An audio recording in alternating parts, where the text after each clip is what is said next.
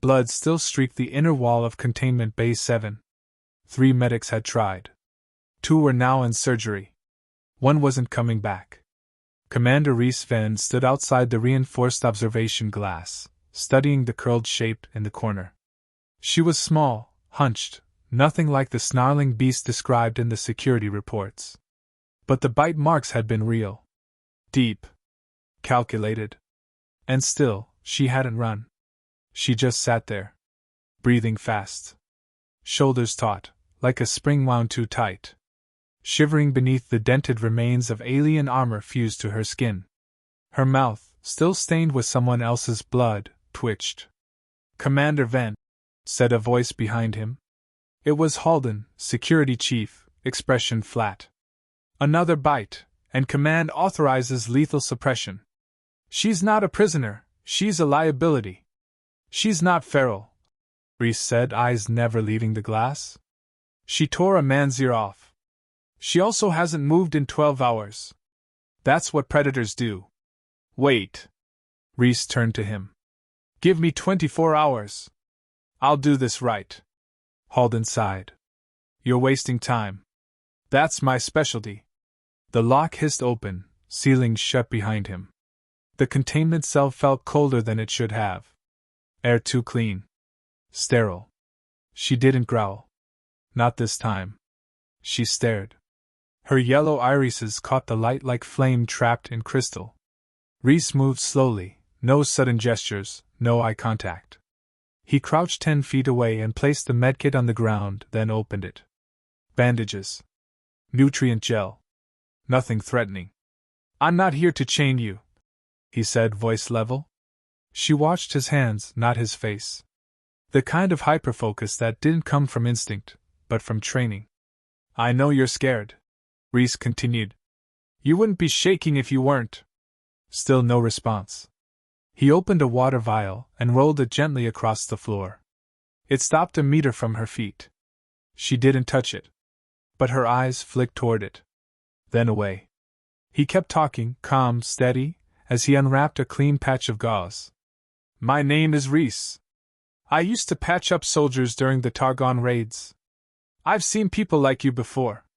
That got something. Her jaw tightened. A flicker of pain, or memory. "They called them defective. Said their minds were too broken to fix. But they weren't broken. They were rewritten.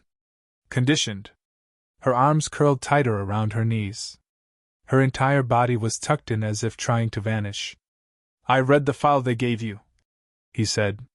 "It said violent, unpredictable, not communicative. You know what else it said?" He waited. She didn't move. "It said no name. Just subject code 87X. He leaned forward slightly. Not too close. "I don't believe in monsters. But I believe in people who've been through hell." Finally, her head lifted. Not much. But just enough to look him in the eye. Rhys didn't smile. He didn't flinch. He just nodded. "I'll be back in 6 hours. If you drink the water, I'll bring food. If not, I'll bring it anyway." He stood, turned, and walked out. The water vial sat untouched. But behind him, the shivering had stopped. 6 hours later, the vial was empty. Rhys entered again, alone.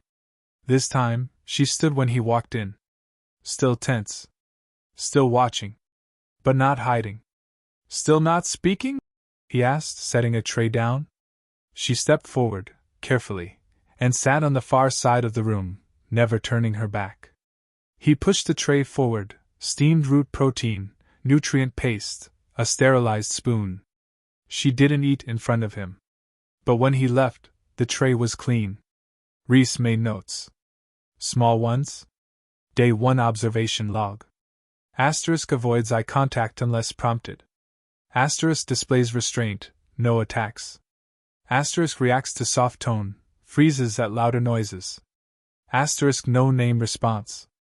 Asterisk surgical scars noted on spine, implanted, not organic. Later that night, Rhys reviewed her scans again. The initial Karn logs had been partially decrypted, buried under layers of junk code. But someone had made notes in shorthand Karn dialect. Conditioning complete. Obedience unstable. Termination queued. Asterisk asterisk. He closed the file. They hadn't rescued her from a prison. They'd salvaged her from a failed experiment. The next morning, Reese brought a hollow slate with simple images, basic language therapy protocols from trauma recovery, shapes, colors, a name prompt at the bottom. She refused the stylus. So he drew instead. Slowly. Patiently. Every gesture deliberate. No pressure. She watched. At the end, he wrote 3 letters. RHYS. He pointed to himself. That's me. She blinked slowly. Then, without warning, reached out, clumsily, and took the stylus. Her hand shook as she dragged it across the screen, crooked lines forming unfamiliar glyphs. Reese studied the marks. Not Karn. Something older. He checked the linguistics index. It matched a near-extinct dialect from the Ciliari moons. He typed it into the translator. 1 word. Help. His breath caught. Is that what you want? She didn't answer. But she didn't let go of the stylus either. That night, Reese filed an amended report. He marked the subject as sentient, self-aware, communicative under trauma. He also locked the file behind his clearance code. If Halden read it now, she'd be transferred for dissection by morning. He stared at the screen for a long time before logging out. She remembers, he whispered. And for the first time since her capture, so did someone else. The stylus clattered to the floor. She dropped it, not from fear this time, but exhaustion. Her hand trembled, eyes distant, like something inside her had cracked open and spilled. Reese didn't reach for it. Instead, he knelt and picked it up gently, placed it beside her. Same word again? He asked quietly. Help? She didn't nod, didn't blink. But the corner of her mouth twitched slightly. Progress. He tapped the whole screen to clear it, then loaded a new prompt, simple color shapes. She didn't look. Too much for one day, he murmured. Reese stood. I'll give you space. She whispered something. So faint he thought he imagined it. He turned back. She raised her eyes, and this time, she spoke. Lie. Liary. The syllables were broken, uncertain. But they were hers. He stepped closer, voice barely a breath. Is that your name? She nodded once. Hours later, he sat in the debrief chamber across from Halden. The room felt colder than the cell. She said a name? Reese stated. Halden raised an eyebrow. Grunting syllables under sedation isn't language. She was lucid. She remembered it. Liary. Halden didn't blink. Unverifiable. Karn mutates brain pathways, she could be parroting. No, Reese said firmly. This wasn't mimicry. She meant it. The security chief leaned forward, fingers drumming on the table. Even if she did, so what? That thing bit 3 people. What happens if she remembers she was an assassin, not a translator? She's not a threat, Reese said. She's wounded. Halden stood. And when a wounded animal lashes out, what happens? Reese stood too. She's not an animal. Halden stepped closer. You've got 24 hours. After that, she's classified unstable, and I have orders to transfer her off ship. Don't waste it. Back in Containment Base 7, Liary sat facing the corner. But when Reese entered, she didn't shrink away. He crouched beside her, placing the tablet between them. You said Liary? Do you remember anything else? She blinked slowly, mouth tightening. Then reached for the screen. She drew again, crooked strokes, more symbols. Reese processed the input. The translation engine struggled, but after a few moments, it returned a phrase. Brother. Taken. Reese exhaled. You had a brother? Her head jerked in a small nod. Her throat moved like it hurt to swallow. What happened to him? Liary's fingers clenched. She tapped her temple. Then the collar around her neck. She was trying to say they'd done it to him too. Reese stayed up most of the night, pulling Karn Black site records and overlaying known prisoner lists with the Ciliari dialect. Only one name kept surfacing, always marked as non-compliant, neutralized, or reclaimed. Tariq Lyari. Age 19. Occupation, Resistance Signal Runner. Captured 3 years ago. The file ended with a terse line. Transferred to Vraxis Lab 12. Presumed reprocessed. Reprocessed. That meant erased. Or worse, turned into something else. Next morning, Reese returned to the medbay with a hollow image clipped from a Resistance Memorial archive. A blurry photo, 2 figures. A young woman with copper-red skin and silver tattoos. A boy beside her, all teeth and laughter. He set it down gently. She stared for a long time. Her fingers touched the screen. Then she whispered, "Tariq." Her voice cracked mid-word, but it was the clearest sound she'd made yet. "You remember him?" Reese said softly. She nodded. Then suddenly, her face changed. Jaw tight, eyes wide. She gasped and clawed at her temple. Not pain, panic. Her breathing turned sharp, erratic. Reese rushed forward, knelt beside her. "It's okay, breathe with me. 1, 2, in, out." She shook her head violently. "Lyari, listen. It's not real. They're not here." She was curling in on herself, fingers clawing at her collar. Then her voice broke through again, raw and hoarse. "They made me watch him forget me." Reese froze. Lyari shuddered. "They erased his name first. Then his face. Then he called me enemy." A tear slid down her cheek. It wasn't rage in her anymore. It was grief. Reese swallowed hard. "You held on to your name through all that?" She nodded once, then whispered, "Didn't want him to be alone." That night, Reese changed her classification report. No longer feral subject. Now, recovered sentient. Memory reintegration in progress. ***. He attached her original identity, **Lyari, Soyari translator **, to the file and encrypted it under medical authority. Then he sent a message to command. "This subject is not a security threat. She is a living victim of enemy neurorewriting. Do not transfer. Do not terminate. I will testify." He didn't sleep. Halden barged into the medbay the next morning, boots heavy with purpose. 2 armed guards followed him. Reese stepped between them and Lyari without hesitation. "She's under my care," he said. "Not anymore," Halden snapped. "Transfer order just came down from Central Command. She's to be delivered for extraction and analysis. They're calling her a failed weapon." Reese's jaw clenched. "She's a person. You're too close to this. She has memories. A name.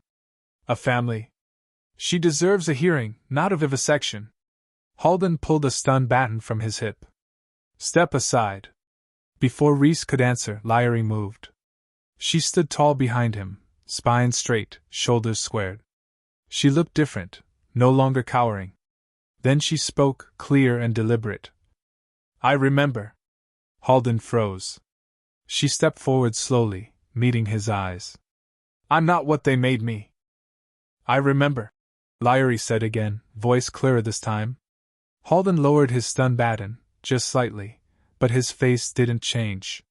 Reese could feel the tension bleeding into the air, like a held breath across the whole room. She stepped forward, eyes locked on the security chief. Her collar still blinked with sensor lights, a relic of the cage she'd worn since her capture. But there was something new in her now. Not fear. Not confusion. Conviction. "She's lying," Halden said.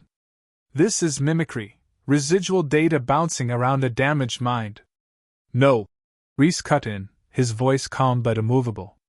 "She accessed suppressed memories with detail that matches classified Karn neurowipe methods. She recalled names, faces. Her brother. She's a biological asset, Commander, not a witness." Lyari looked at Halden, not with hate, but with pity. "I'm not an asset. I was someone before they took me. And what makes you think anyone will believe that?" he sneered. Reese held up the datapad. "This does." He pressed a key. The hollow display lit up, showing decrypted Karn logs. The screen filled with fragmented medical reports and neurorewrite patterns. Among them was a labeled file. Subject 87X, PR rewrite identity, Lyrie. It's verified, Reese said. The Karn registry you classified last year under Operation Hollow Echo. This is one of their reprocessing experiments. The implant scars line up. So do the neuro burns. Halden's face twitched. You breached a sealed archive? I cross-referenced what I found in her scans. I didn't need to breach anything. The truth was buried, not erased. She attacked crew. She was reprogrammed. Reese snapped. She wasn't reacting to us, she was reacting to trigger phrases in standard Karn. They embedded command loops in her brain. We've seen it before, in earlier test cases. She's not violent by nature. She was conditioned. Halden stepped closer. Even if you're right, the protocol still stands. She's a security risk. She's a victim. She's unstable. She's recovering. She's Karn. No, Lyrie said softly, stepping past Reese. I was taken by them. I never became them. The silence after her words stretched long and cold. The command hearing was scheduled within the hour. Reese paced outside the tribunal chamber, reading the same 3 lines of Lyrie's case summary over and over. None of it mattered unless she could speak for herself. Inside, the 3-judge panel took their seats: Vice Admiral Rourke, Intel Chief Heron, and Civil Ethics Officer Miratal. All of them knew what Karn rewrites looked like. None had ever seen one survive long enough to speak again. Lyrie stood in the center of the tribunal circle, her arms at her sides. She didn't wear a uniform. She didn't need one. Reese was at her back, a few feet away. He wasn't allowed to speak unless called. State your designation, Rourke ordered. Lyrie paused, then looked up. I was called Subject 87X. That's what they named me. Rourke leaned forward. And now? My name is Lyrie. I was born on Salyari Prime. I was a translator in the Resistance Communication Corps. What happened to you? She didn't speak right away. Then, slowly, we were captured during a breach. My brother and I. They took us to Vraxis Lab 12. They removed our implants and gave us new ones. They made us watch each other forget. There were no tears. Only quiet. They took my voice first. Then my name. Then everything that made me mine. But something stayed. I don't know what. A thread. And it pulled me back. Intel Chief Heron scowled. Why didn't you speak sooner? You bit people. You lashed out. Lyrie nodded. Because I didn't know who I was yet. Everything they gave me said survive, not trust. But he... She glanced at Reese. He treated me like a person, not a threat. He asked my name, even when I didn't remember it. Miratal, the ethics officer, looked at Reese. Commander, you risked yourself and your crew. Why? Because the first time I looked in her eyes, I didn't see a weapon, Reese said. I saw someone lost. I've patched up soldiers who went numb after the war. I've seen what happens when we treat trauma like treason. Do you believe she can recover? She already has, he replied. The room adjourned. Silence reigned until the verdict appeared on the screen. Status, sentient. Reclassified, ***. Lyrie, civilian under protection, psych recovery ordered. Transfer blocked. Reese exhaled, shoulders sagging slightly. Lyrie just stood still, breathing steady. She was free. Later, they sat side by side in the ship's observation deck, stars crawling by behind the glass. She didn't say much. Didn't need to. She had a Rio badge now, not a tag. Civilian status. Medical clearance. Her collar was gone. Reese sipped from his cup. You did it. She looked down at her hands, flexed her fingers. They don't shake anymore. He nodded. That's good. There was a long pause. Then she asked, What happens now? He smiled faintly. Now you decide. Lyrie turned toward the stars, face half lit in the blue glow of distant suns. There was no programming behind her eyes now. No instructions. Just thought. Emotion. Choice. I want to find the others, she said. Rhys blinked. Others? There were more. Like me. In the labs. Most didn't survive. But some might have. They might still be waiting to remember who they were. And you want to help them? She nodded. Someone helped me. Rhys chuckled under his breath. You know that's not safe. She looked at him. I'm not afraid anymore. Final line asterisk. Asterisk, they called her a beast. But now she walked on her own, head high, eyes open, carrying the names of the lost and the strength of the one who chose to believe she was still someone worth saving. Asterisk.